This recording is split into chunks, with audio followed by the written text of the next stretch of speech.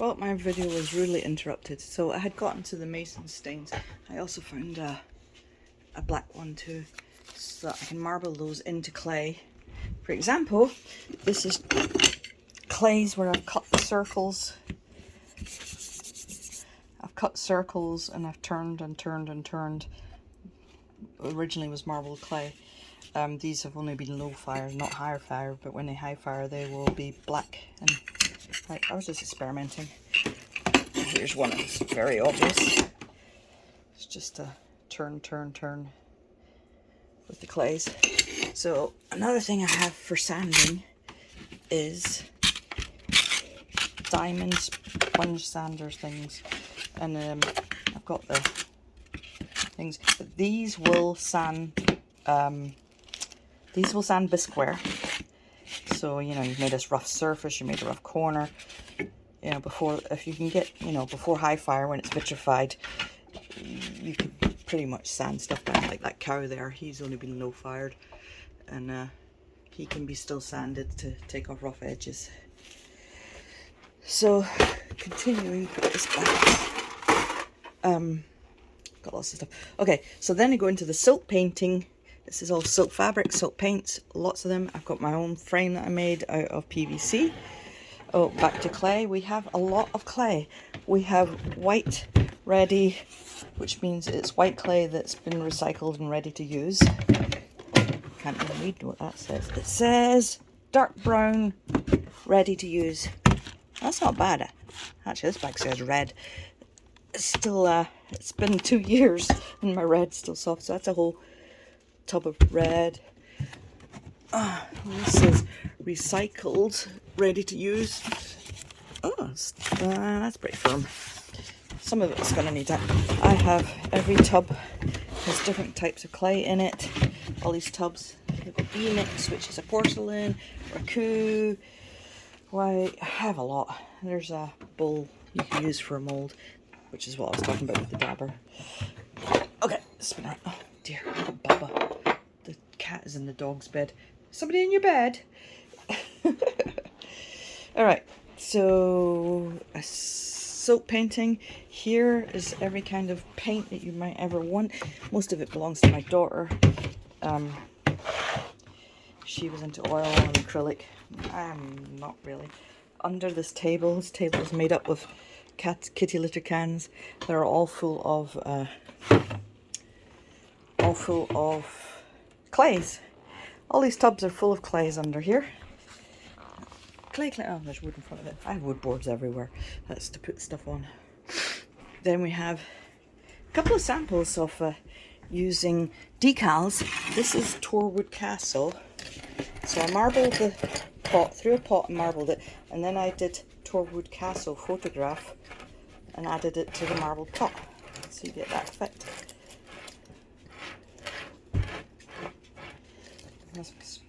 Some of my paintbrushes. This one is actually the captain from my husband's grandfather from 1913.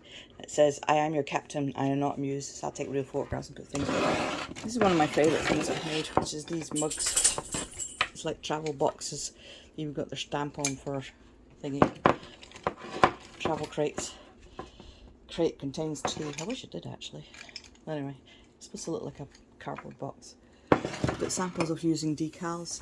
I have, oops, made a mess. I have a lot of decals that I've already printed.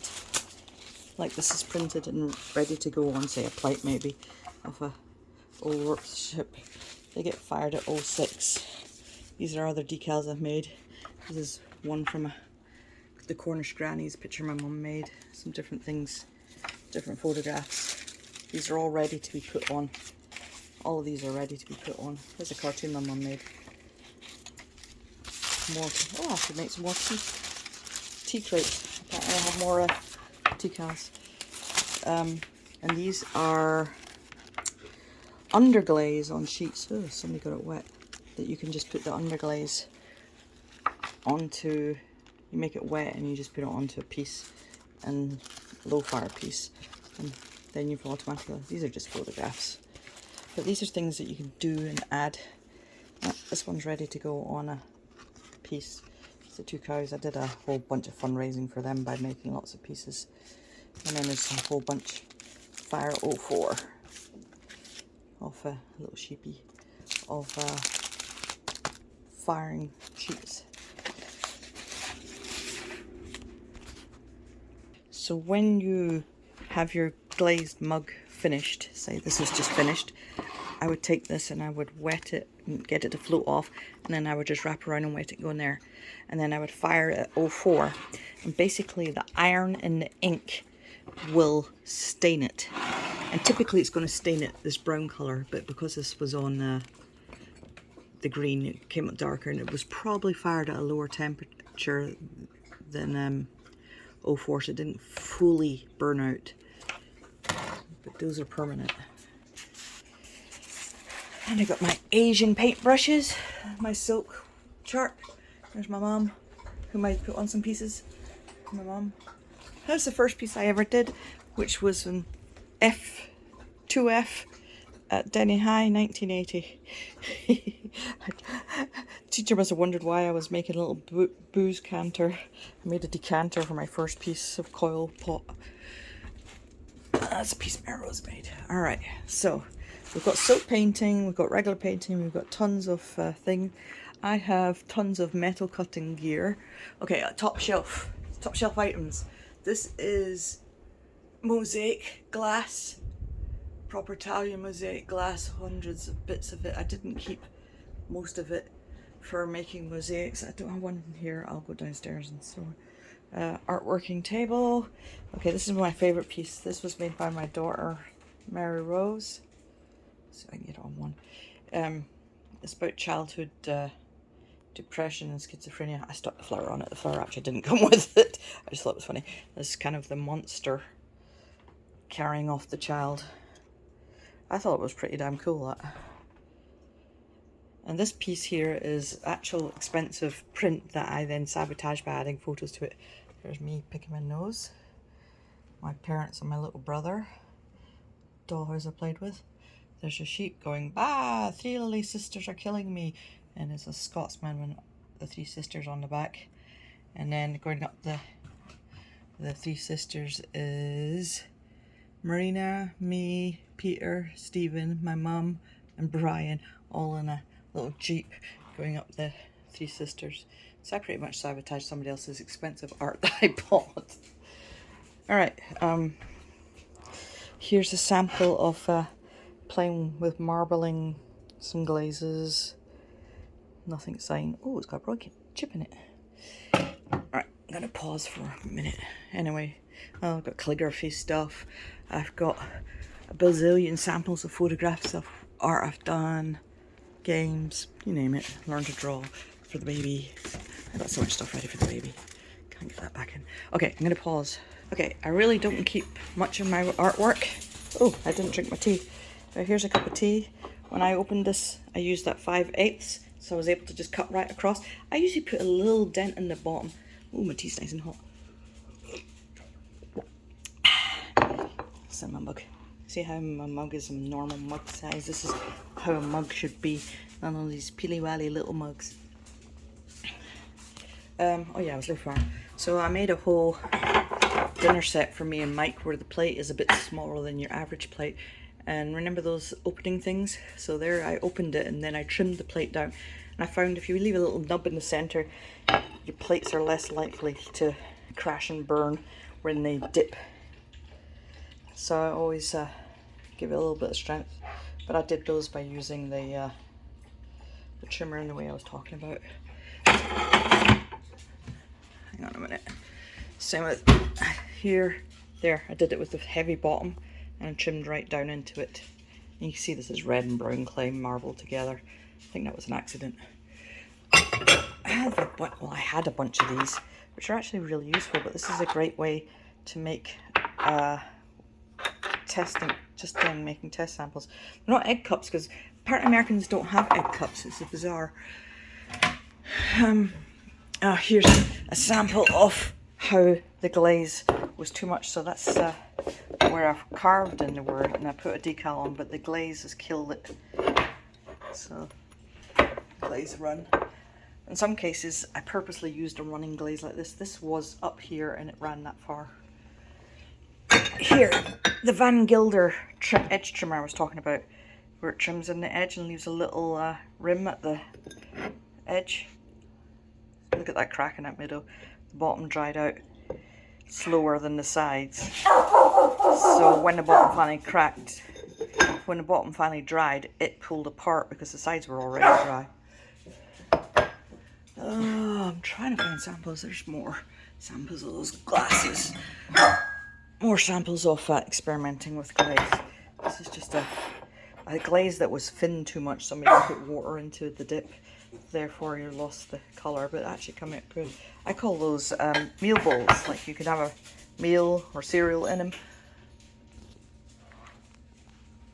Hey look, there's my mugs. Want to see my real mugs? This is my mugs. Alright, this is mugs. Hang on, let's find a British mug. This is a British mug. This is even smaller. There's my mugs. This is a British mug. There's my mug that I use. And that's still standard size. This is like the mug I had in Rosalie's. Look, Rolly. Okay, anyway, what I was going to do was look for portrait. Here, I finally put my teapots on display. Giraffe teapot I made for Julia because she's giraffe crazy. That one's called Battlestar Galactica. If you can see the top, that one's called Stripes. That one's called Vines. This Kmart versus NC State. Let's see if I can get around it. I don't know what the dogs are up to. And this is Stephen might remember the story I told him about the class I took where we were making bird bowls, which had little eyes and beaks, and I ended up making Angry Birds. I did it again, and there's that again, that cutting with the wire cutter that's rolled. So marbled cobalt clay with white clay. And there's teapot I made. This one's cool, it's my favourite. This is the handle to pick it up. There's the lid. But you put tea in there, good luck getting your bags back out, and it pours out the front. Anyway, I used a crawl glaze on this. I can't even remember what the crawl glaze is called, it's been so long. And it was on a white clay. And you can see the terrible finish on the bottom. I usually get bored with stuff, but that's completely hollow and completely constructed from look at that dripping in there, it's cool. Completely constructed from extruded pieces. This is what I was looking for. Here, marbled clay with a ribbed pattern in it. Again, using that wide foot thing. That's what I was looking for. Up there are a few of my mugs. There's a couple other people's mugs too. But that's one of my favourite mugs that I've done, that one. And that's one with Sgraffito. More of the same. Here is another from the same batch. Just different glazes. Oh, this is a mega lasagna dish I make for making vegetarian lasagna. So it'll take a whole packet of lasagna noodles, but because vegetables cook down so much, you have to make it really high with the vegetables. So then when the vegetables cook down, it kind of collapses to be half the height. So you can use pottery to solve problems. Hey, can I solve this problem? Want to eat myself? Here, this final piece. This is actually grog a weemy, which is a kind of raku clay, high grog. I use it outside. So basically this clay, you see how I did the deep foot. I'm going to pour the water out just for just now. It's the dog's water bowl for outside. But how you use the high foot, carved it in and then chopped it out. I'm going to have to refill that. But it's so rough, this clay. But it won't crack. Having said that, I see a crack in it. It won't, I think that's a firing crack. It won't crack in the winter or changes of temperature the way other stuff will. Oh look, here's my pool. And the dogs have ran off. And there's my garden. Oh look, there's Amelia. Millie. Hello girl. Okay. Oh, Here was one of my early pieces I made where I learned about thickness and air holes. See how it blew, its face blew off in the kiln? This is from like 20 years ago. It literally is 22 years old. The knees have been broken off over the years. But I re-glued the face back together using cement. So in the firing, and high firing, the face blew off because I was a beginner 22 years ago and I made it too thick, but I filled it with cement on the back to hold it all together. And at the bottom of the garden, there is my seahorse. However, his middle has broken off and is somewhere in the grass. And there's my real horse, Maggie! Oh, she's gonna squat. Gonna pop a squat. So, oh, and this is a little birdie made by my friend Val. I still haven't broken him, which is miraculous for me. Little birdie. So that is a tour of my studio. Go back in, it's hot as hell out there. I gotta remember to put the water back in. The big puddle I made. This is my kitchen. This is my new spotlight light. And I just redid my sitting room. How pretty. Anyway, we'll try and look for more pottery. I'll check out this piece of wood I got from near Rosalie's house. Love this. Love it. Make love to it. And I got my Helen Coos, which I could have easily made myself. Jack, what are you doing? This is one of my favourite pieces, which I show everybody all the time. This I just start. Oops, there's something in it. Ugh. Hang on a minute.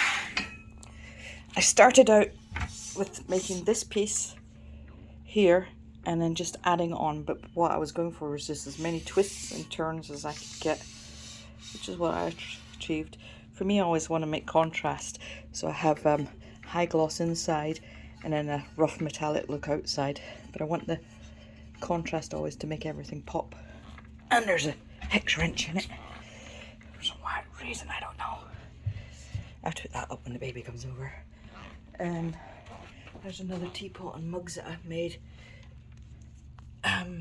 poppies on, and I gave a couple of my mugs to Stephen Glass and Carla Glass, my footballers. Oh, here's the glass mosaics I was talking about. That's from Mike's, well, Mary Rose's great-grandfather, Mary Rose's grandfather, Mike's granddad and his dad, and they all studied in Venice, and he came to America 1922, and he was born in America.